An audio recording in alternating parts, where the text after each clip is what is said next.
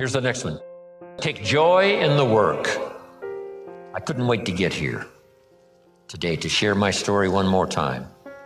I'm already pondering the testimonials that may come out of a class like this next year, a year from now, 5 years from now, if I happen to meet some of you and you say, on that summer weekend in Anaheim, I finally got it. The lights went on for me. Something you said and something someone else said finally made sense.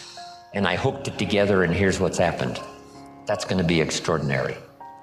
Right? That's why we're here, to do this work. I was excited this morning about being here. Couldn't wait to hear what I've got to say. A lady asked me one time, she said, Mr. Rohn, over the last few years, I've been to your seminars now several times. Every time I see you, you're all excited. Things seem to be going great for you. How do you stay so excited all the time? And I said, I think it's because I attend all these seminars.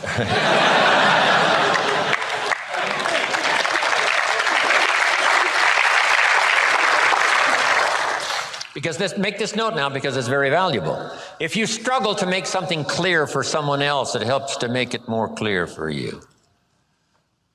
If one person listens and one person speaks, there is the opportunity for transformation for both.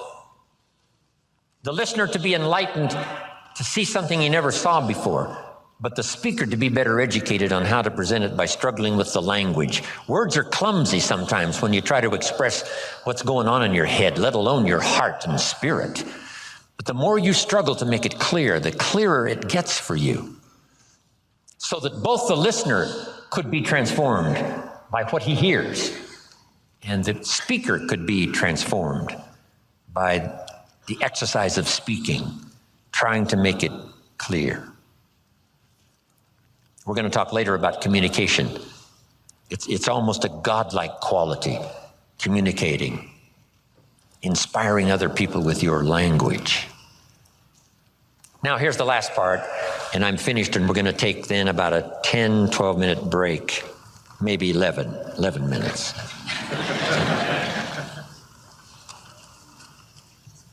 Here's the last one. Are you ready? Say, I'm ready. Ready. For the last one, develop the ability to share. Not just your money and your resources. One of the biggest things to share, of course, is your time, because you're limited on time. You can't get any more time. Big decision for me to make, to come spend this weekend with you instead of with my children and my grandchildren. Right? I'm already wealthy. I don't need the money. So why would I come? Because my children and my grandchildren know this is part of our collective experience. They enjoy the testimonials that come later as much as I do, the letters I get and the phone calls, and the response that people say, hey, your grandfather came and made an extraordinary contribution. See my children and my grandchildren thrive on that story. So they were willing for me, instead of being in Carmel, sitting on the sand at the ocean where my grandchildren live, I'm here in Anaheim, California, spending this time with you, but I gladly do it. Here's why. It's an investment time for me to share, so that later comes the harvest. One, the harvest is by working hard to make it clear for you, I'm getting as much as you are. But then later, hearing the testimonials.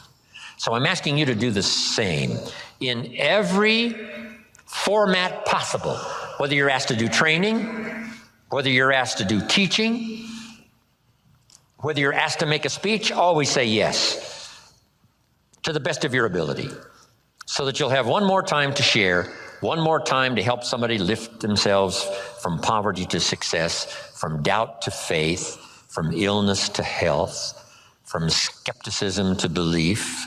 One more chance, person to person, or class to class, or a little Sunday morning class, or a little home meeting, or a personal conversation at Denny's coffee shop. Tell somebody something good, something valuable.